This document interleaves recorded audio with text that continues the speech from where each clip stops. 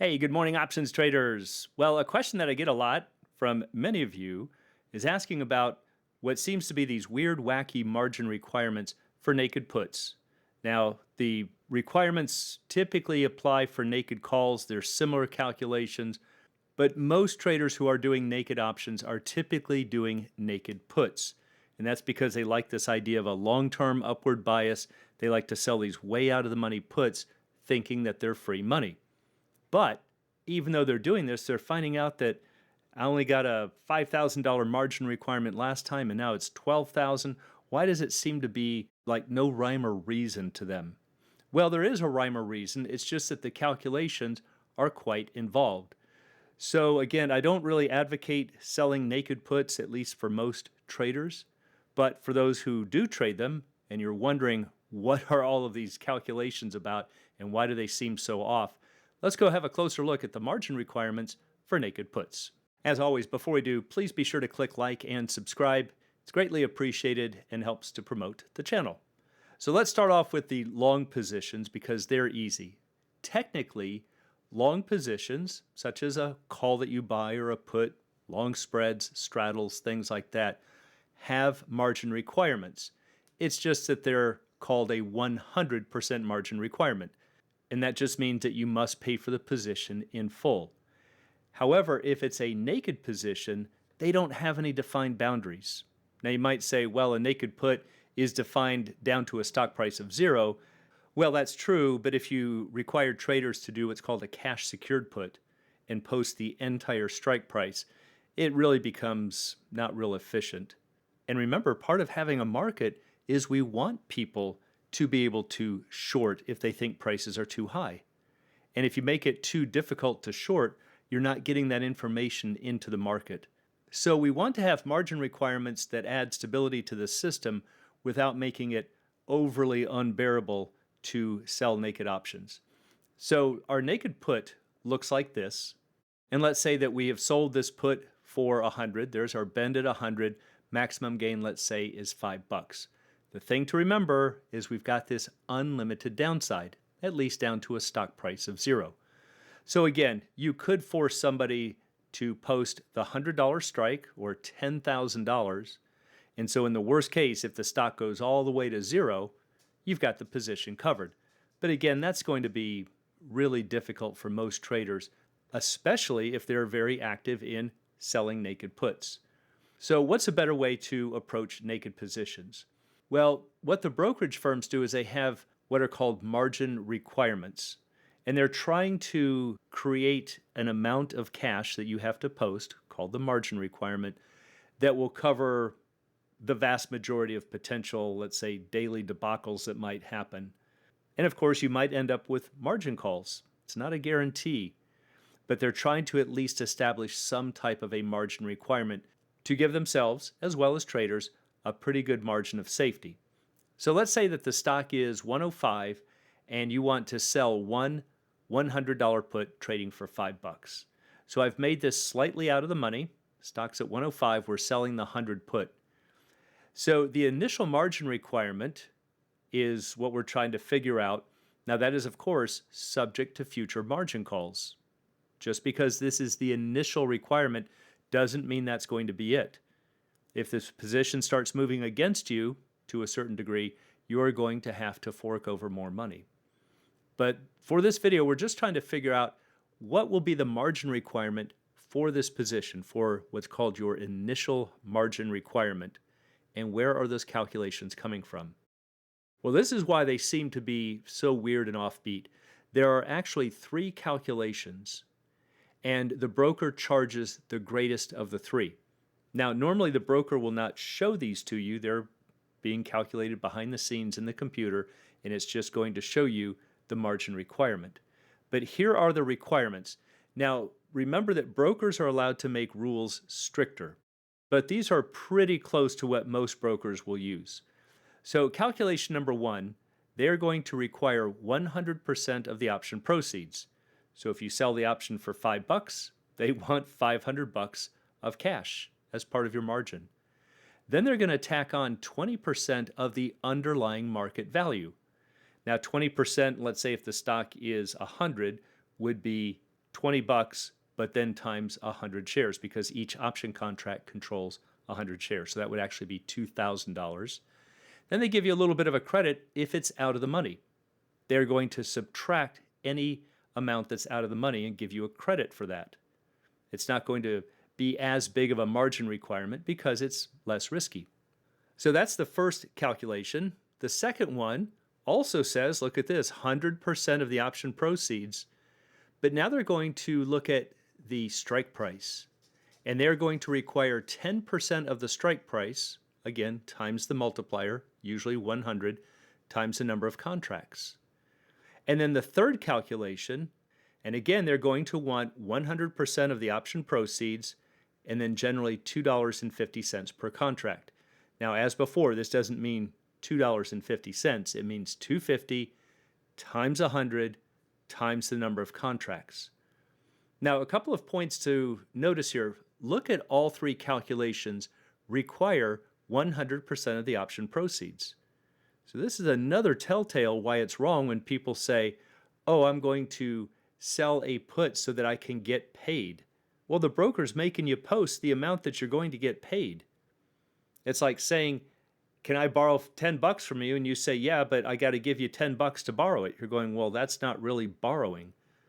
I'm creating my own funds that I'm borrowing. And that's what you're doing here. You've got to post the amount of the option proceeds. But now the next thing is to check out where these calculations are coming from. This first calculation pegs the calculations to the underlying stock. The second one is looking at the strike price, and then the third one is looking at the number of contracts. And this is why it can seem like there's no rhyme or reason if you're doing a lot of naked puts where one time you get one calculation, you do another trade, and it seems radically different. And this is why. They are looking at three different sources of risk. One is tied to the amount of the stock, one could be for the strike price, and then the third one is just the raw number of contracts. So let's take a look at each of these. Let's go to calculation number one. So in my example, you were selling a $100 put for $5. The stock's at 105. So what's 100% of the option proceeds? Well, that would be 500 bucks. What's 20% of the underlying stock? Well, we assume that it's trading for 105 bucks. So 20% of 10,500. That's $105 times 100 shares per contract. So if we take 20% of 10,500, you get 2,100. But then you're going to get this credit here because it's an out-of-the-money option. How far out of the money? Well, the stock is at 105. You're selling the $100 put. It's $5 out of the money. So they're going to credit back, or let's say subtract off from this margin requirement, 500 bucks. So these 500s just cancel, and that leaves you with 2,100 bucks. So that's calculation number one. Remember, this is done behind the scenes. It's done instantaneously, but this is really what the computer is calculating. Next, it's going to look at calculation number two. And here it's going to take, again, 100% of the option proceeds. There's 500 bucks plus 10% of the strike price times the multiplier times the number of contracts.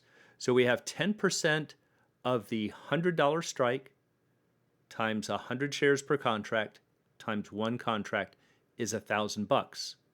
And that's all that's required, just those two pieces right there, and that gives us 1,500 bucks. So the computer stores this in its memory, says this is calculation number two, and then calculation number three says to take 100% of the option proceeds, again that's 500 bucks, plus 250 per contract, or $250. In this case, we're selling one put. So that's going to be 250 bucks for a total of 750 bucks. And so what the computer does is it just takes the greatest of these three calculations. So we found out that calculation one was 2,100 bucks, calc 2 was 1,500, and calc 3 was 750 bucks. So for this example, your initial margin requirement would be 2,100 bucks.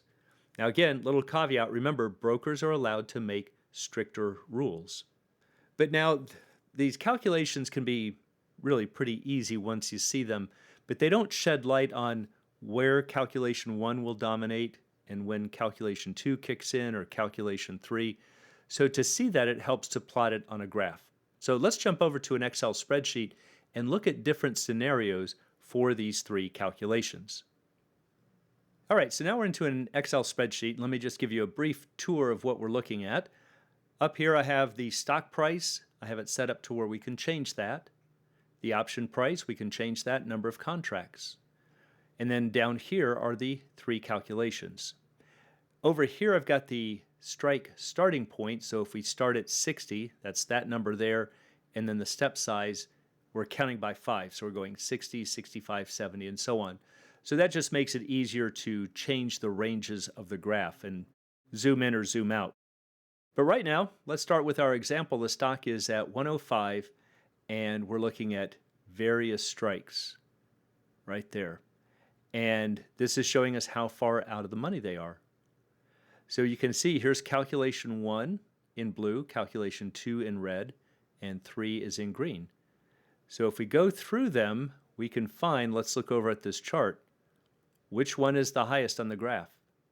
It's the blue. At a strike of 100, that's the put that we're writing, so it's right here. So we can see that at 100, yes, there's the $2,100 that we came up with. But now you can also see, without going through lots and lots of different scenarios, just look at your graph. If we came down to strikes of, let's say, 85 or below, now the red calculation will be the highest. Calculation number 2 will dominate because remember, that one's looking at the strikes. And that will stay the highest. Possibly, it looks like it might actually cross the green if we go to much lower strikes. But we can also see that as we go to higher strikes, that eventually calculation 1 dominates. And then it eventually flattens out up here. Also look at this red line sloping up this way. So it looks like if we were to go way out here that this red line might eventually cross that blue. So let's do that. Let's check our strikes here. Let's increase the steps by maybe 10. And there we go. Let's make it 15. There we go. And now we can see that after a strike of about 210, calculation number 2 in red starts to dominate. And it will actually dominate down here on the low end. Down in this region, the red is higher than the green or the blue. So this really demonstrates why it can seem so weird and wacky, why these calculations appear to have no rhyme or reason. It depends on the stock price, it depends on the strikes, it depends on the number of contracts. And you can see that we get a lot of what are called interaction effects, where these lines cross, where they dominate in some areas, then lose their domination, then regain, and that's what makes them so hard to understand. Now you're probably wondering why this green calculation seems so low. Well, remember, that one's looking at the total number of contracts. So that's going to really dominate if we have a low stock price and low strikes. Because remember, stocks and strikes are where calculations 1 and 2 come in. So let's make the stock price really low, maybe like a $20 stock, and we're going to sell an option that's for 50 cents, but we're going to do a lot of contracts. This is what a lot of traders like to do. So we're going to do, let's say, 20 contracts. Let's actually change our scale here. We're going to go down to 0, and we're going to count by ones. See, now you can see that the green calculation dominates. Look at how much bigger it is. And that's because you've got, relatively speaking, a lot of contracts. But you can still see this red line is sloping up. You can kind of visualize that it would eventually cross that green line. Remember, that green line's flat. It's just number of contracts times 250 per contract. So you can tell that at some point out here it will cross. So let's move these up to maybe count by tens. There we go. Actually, maybe count by fives. There we go. And you can see that after a strike of about 25, then calculation 2 is going to kick in. So I just wanted to bring that to your attention. I've had, again, I get a lot of emails where people are saying, why does it seem so weird? These calculations just seem like they're so inconsistent. In other words, they're thinking that the broker should always charge me $5,000 because I'm selling one put.